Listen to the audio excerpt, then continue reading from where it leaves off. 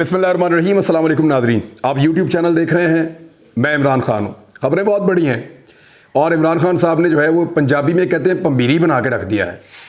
राणा सनाउल्लाह साहब कंटेनर इकट्ठे कर करके थक गए और इमरान खान साहब ने सारे कंटेनर ज़ाया कर दिए। मुझे कल रात को ये खबर मिल गई थी और आज सुबह के वीलॉग में मुझे ये खबर देनी थी, लेकिन और बहुत सारी खबरें थी क्योंकि शहबाज शरीफ साहब ने जो खिताब किया, उसके बाद जो बिलावल ने किया, फ़ौज के बारे में बड़ी नेगेटिव बात की बिलावल ने, फ़ौजी क़यादत के बारे में, तो फिर मुझे मौका नहीं मिला उस वीलॉग में तफसीलात आपको बताने का। और मामला बड़ा क्लियर था। इमरान खान साहब बार बार कहते हैं कि मैं आ रहा हूँ और अब मैं करने वाला हूँ, और ये पूरी तैयारी कर देते हैं अपनी। पुलिस को अलर्ट पे ले आते हैं, सबकी छुट्टियाँ मनसूख कर देते हैं, कंटेनर पकड़ लेते हैं, पूरी तैयारियाँ हो जाती हैं, छुट्टियाँ ख़त्म, सारे ऑन टोज़। और उसके बाद इमरान खान साहब एक जलसा करते हैं और सुकून से जाके बनी गाला में रेस्ट करते हैं। और इमरान खान साहब के जो फॉलोअर्स हैं वो निकलते हैं सड़कों पे, वो आते हैं, इमरान खान साहब का जलसा सुनते हैं और वापस चले जाते हैं। अच्छा, नॉर्मली अगर कोई पॉलिटिकल पार्टी ऐसा कर रही हो तो उसका वर्कर उसका साथ छोड़ दे, लेकिन इमरान खान साहब के वर्कर बहुत ढीठ साबित हुए हैं और वो भी आसाबी तौर पे उसी तरह के बनते जा रहे हैं जिस तरह के इमरान खान साहब हैं। इमरान खान साहब इम्पोर्टेड हुकूमत को छेड़ के और उनके आसाब के साथ खेलते हैं और उनके वर्कर्स भी लगता है ऐसा ही कर रहे हैं। 25 मई को जो उनके साथ किया गया था, एक तशद्दुद जो जिस्मानी तौर पे हुआ था, अब वही पॉलिटिकल पार्टी और इमरान खान साहब ज़हनी तशद्दुद की सूरत में उसका बदला लेते हैं और बार बार लेते हैं। यानी इम्पोर्टेड हुकूमत समझती है कि आज अटैक होगा हमारे ऊपर, कल होगा हमारे ऊपर अटैक, लेकिन वो होता नहीं है। तो उसमें इमरान खान साहब जो हैं वो थका रहे हैं आसाबी तौर पर, और वो कह चुके हैं पहले की मरतबा के आसाब की लड़ाई में मैं इनसे आगे हूँ और मैं इनको थकाऊंगा। इमरान खान साहब अगर कॉल देंगे तो 24 घंटे के अंदर वो लोगों को इस्लामाबाद इकट्ठा कर सकते हैं और ये टाइम जल्दी आने वाला है, ज़्यादा टाइम वो छोड़ेंगे नहीं। लेकिन आज की जो तकरीर थी उसमें उन्होंने हैरत अंगेज़ तौर पे वो तमाम चीज़ें नहीं कहीं जो वो इससे पिछली तकरीर में बड़े ज़ोरदार तरीके से कह चुके थे। इंटरनेट भी कुछ एरियाज में बंद हुआ, रोकने की कोशिश भी की गई। इमरान खान साहब एक तकरीर में ज़ोर से बोलते हैं, उसमें तासुर जाता है कि इमरान खान साहब और इदारों की लड़ाई हो गई है और फिर बहुत जल्दी इमरान खान साहब इस्लामाबाद में आने वाले हैं। अगली तकरीर में वो एस्टेब्लिशमेंट का नाम भी नहीं लेते और उसके अंदर कोई अनाउंसमेंट भी नहीं करते। उसमें हुकूमत फिर कंफ्यूज हो जाती है कि यार कोई इनकी डील हो गई है, क्या हो गया है, या ये कोई मामला और कुछ हो गया है। तो वो ऊपर नीचे करते चले जा रहे हैं और हुकूमत को रोज़ाना नई कन्फ्यूजन में डाल देते हैं। इसी को कहते हैं आसाब की लड़ाई। राणा सनाउल्लाह गिले शिकवे कर रहे हैं, आपने आना था, आप नहीं आए, आप क्यों नहीं आए? क्योंकि सारी मेहनत जो ज़ाया होगी उनकी और जितना कुछ उन्होंने प्लान किया था वो नहीं हो पाया। शहबाज शरीफ साहब की एक ऑडियो लीक हो गई है, ये बड़ा अहम मौका है जब उनकी ऑडियो लीक हुई है। लेकिन उससे पहले ज़रा सुन लें कि इमरान खान साहब ने आज कहा क्या। वो चीज़ें मैं आपको बता देता हूँ, फिर ऑडियो लीक के ऊपर आता हूँ। इमरान खान साहब ने कहा कि एस्टेब्लिशमेंट से पूछता हूँ कि क्या करप्शन के खिलाफ लड़ना सिर्फ अकेला मेरा काम है। हालांकि इमरान खान साहब पहले ये कह चुके हैं कि ये तो उनका मसला ही नहीं था करप्शन, और मैंने ये महसूस किया। रहीम यार खान जलसे से खिताब करते हुए इमरान खान ने कहा कि मैं आज पाकिस्तान की एस्टेब्लिशमेंट से पूछता हूं कि ये जो चोर अपने चोरी के केसेस ख़त्म कर रहे हैं, क्या ये सिर्फ इमरान खान की जिम्मेदारी है कि वो ये सब कुछ रोकें, या आपकी भी जिम्मेदारी है? क्या मैं अकेला हूं? क्या मैंने ठेका लिया हुआ है कि करप्शन के खिलाफ लड़ूं? किसी और की जिम्मेदारी नहीं है। हमारी एस्टेब्लिशमेंट कहती है कि ताकत उनके पास है और फिर कहते हैं कि हम न्यूट्रल हैं, हम तो किसी तरफ नहीं हैं। ये डील और एनआरओ के तहत केसेस ख़त्म करा रहे हैं, पूरी कौम उठ खड़ी हो। उन्होंने कहा कि इस वक्त तक वो 51 जलसे कर बैठे हैं, सारा पाकिस्तान फिर लिया है, ये शऊर कभी नहीं देखा जो आज मेरी कौम में है। हकीकी आज़ादी के हुसूल की खातिर मेरी कौम तैयार है। जो जिधर है और मेरी तकरीर सुन रहा है, आप सब ने तैयार होना है। मैं आपको कॉल दूंगा, ज़्यादा नोटिस नहीं दूंगा।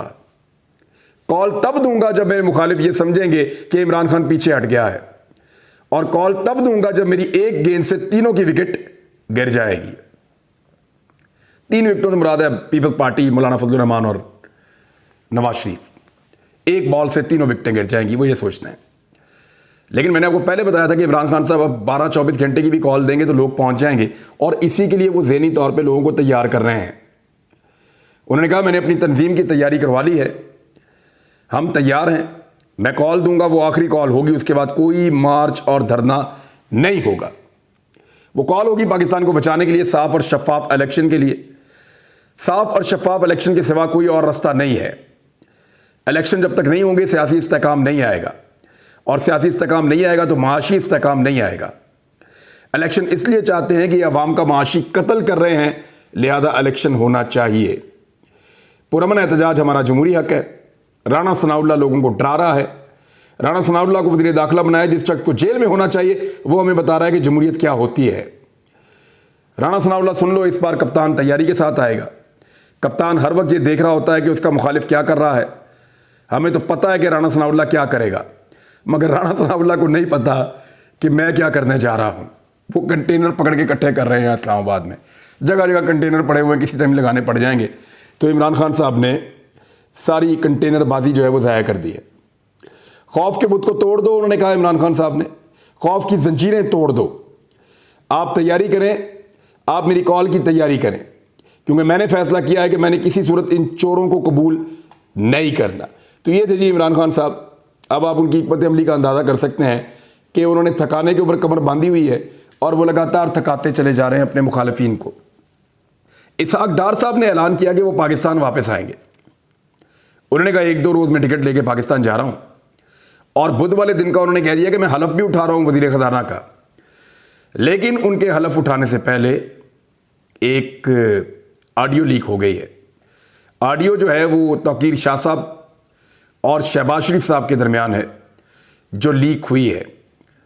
शहबाज शरीफ आपको पता है कि एस्टेब्लिशमेंट के इस वक्त मोहरे के तौर पे काम कर रहे हैं पाकिस्तान में, और उनको एस्टेब्लिशमेंट की आशीर्वाद हासिल है, जबकि तौकीर शाह जो हैं वो शहबाज शरीफ के मोहरे के तौर पे हमेशा काम करते हैं और हमेशा शहबाज शरीफ के दिल के और उनके ओहदों के बहुत करीब रहे हैं।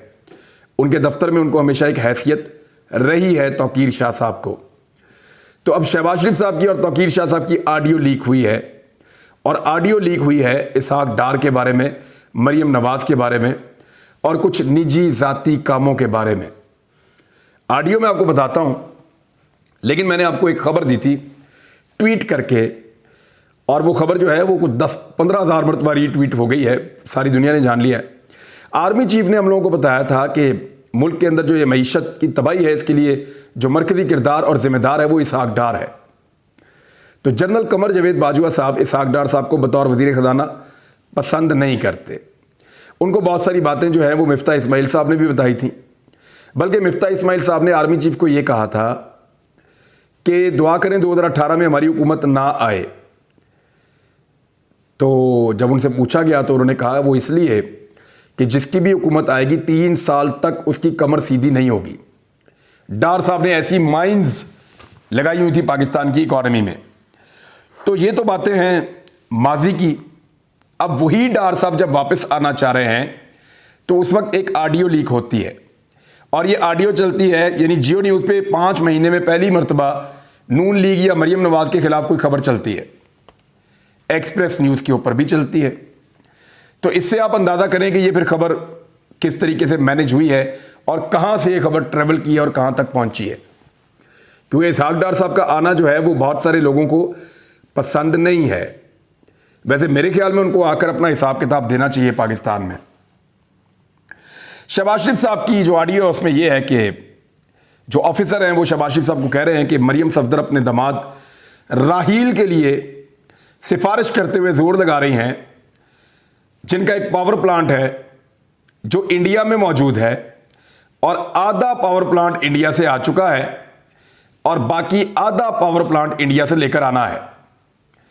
अब इसके लिए शहबाज शरीफ साहब को वो कह रहे हैं कि सर अगर ये काम किया तो फंस जाएंगे, क्योंकि ये SECP में जाएगा, खबर बाहर निकलेगी और ये पता चलेगा कि वज़ीर आज़म के रिश्तेदार, साबिक वज़ीर आज़म का भी रिश्तेदार, और उसको जो है ये फैसिलिटेट किया जा रहा है और उसको वो मदद दी जा रही है। नॉर्मली इसमें कुछ ना कुछ इलीगल होगा, इस वजह से उन्होंने, अगर लीगल होता तो तहफ़्फ़ुज़ात का इजहार ही ना करते कि लीगल काम है, वो तो खुद ही हो जाना था। अब काम कहीं ना कहीं काम में गड़बड़ है, जिसकी वजह से वो ये कह रहे हैं कि ये काम करने वाला नहीं है, रिएक्शन आएगा। तो शहबाज शरीफ साहब आगे से तस्लीम करते हैं जी बिल्कुल इसका रिएक्शन तो आएगा, और उसके बाद वो कहते हैं कि अब इसको कैसे करें। तो इसमें ये बताते हैं तौकीर शाह साहब मशवरा देते हैं कि जनाब किया ये जाना चाहिए कि ये काम इसहाक डार को दे देंगे।